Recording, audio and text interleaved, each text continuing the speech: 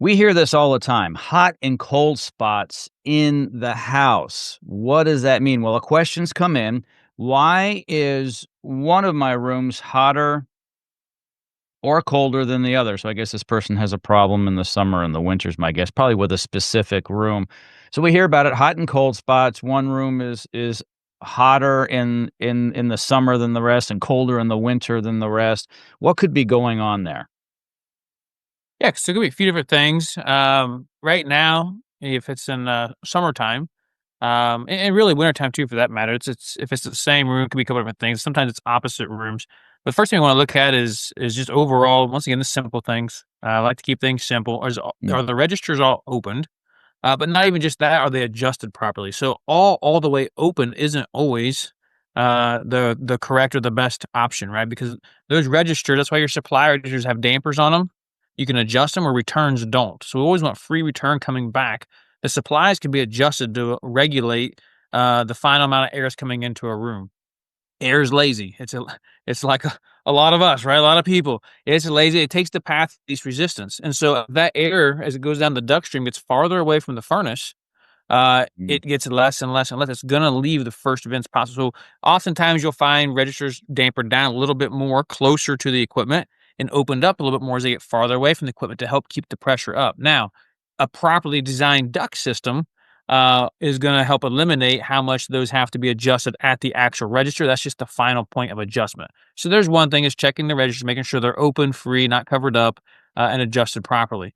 The second thing being is duct sizing. Is the duct system properly sized? Mm. Um, One of our guarantees that we give with new systems is a 25% utility savings guarantee. One of the biggest reasons, there's a couple things, but one of the biggest reasons we're able to do that is because of airflow and because of proper duct sizing. It's amazing, and if you look at studies that have been done across the country, how many air duct systems are improperly sized. As a matter of fact, I think it's over 70% of systems across the U.S. never reach 75% of capacity. I may be off this, but I'm pretty sure that's what the study shows, which is amazing. And that comes down to system sizing, so doing proper manual J load calcs on the home to get the proper size system, but as well as them properly sizing the duct system for that space. And so that's another thing that comes into place. And then, of course, hot and cold spots can also be affected by overall efficiency of the system that we talk a lot about, on this show that ties to so many different things, Mm. the cleanness of the system, filtration, things like that. But those are going to be a couple things that can definitely cause that. I'm sure you've also seen something very simple. We were up in your attic, and for some reason, there's no insulation over that room. Yeah, absolutely. It could be, as simple as that. Someone's done something at one point. They had to retro an area, roof leak, whatever, or who knows what, right? It could be a list of things, but yeah, just no insulation or poor insulation. Another one too, we talked about duct sizing, but is also air leakage. Mm. And so a lot of duct systems have a lot of air. I'll get it. A lot of air leakage in the system. So around the joints, around the boots, around the takeoffs, whether the flex duct hooks up to the takeoff, and if it's sheet metal duct, all the joints and rivets and screws, different things. It's amazing you add all it up, how many square inches of air loss there is on a duct system. And so once again, as it gets farther away from the system, now we have more air mixing from the crawl spaces and attics and then wall spaces and different things. We're going to hurt the comfort of a given room and or air even delivered there. It's a science. It's experience. You guys know what you're doing at Schaefer Heating and Cooling. Um, the experience thing, let me touch upon that. No matter how much you're trained in the classroom, there's just so much you learn over time Hmm. in an attic, in a basement, in a crawl space, in a garage, on someone's property, and it's it's all collective. It kinda reminds me of AI today, like ChatGPT.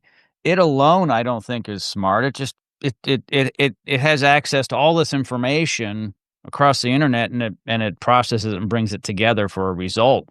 And I think that's how it is with you guys. You have, highly trained and experienced technicians, don't you? Absolutely. So back to the training, yes, that's extremely important. Every single one of our team members, myself included, go through over 250 hours of training minimum per year. And that's ongoing forever. Day one, or you've been here for 20 years, we're always going to continue to train and train and train. But also, too, this year we celebrate our 40 years. So we also have 40 years as an organization of experience seeing all these different scenarios and going through and learning and constantly adapting to be able to provide that best service possible. So yes, experience and training, you put the two together, that's what you call a wow experience. Unbeatable. Congratulations on your 40th anniversary. That's Yeah, thank you. fantastic. That is Thank you. that is phenomenal. Phenomenal. Okay, thank you very much, Nathan.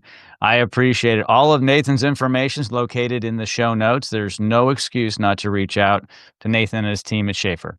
Thank you very much for Always, joining me, my friend. thank you, Jim.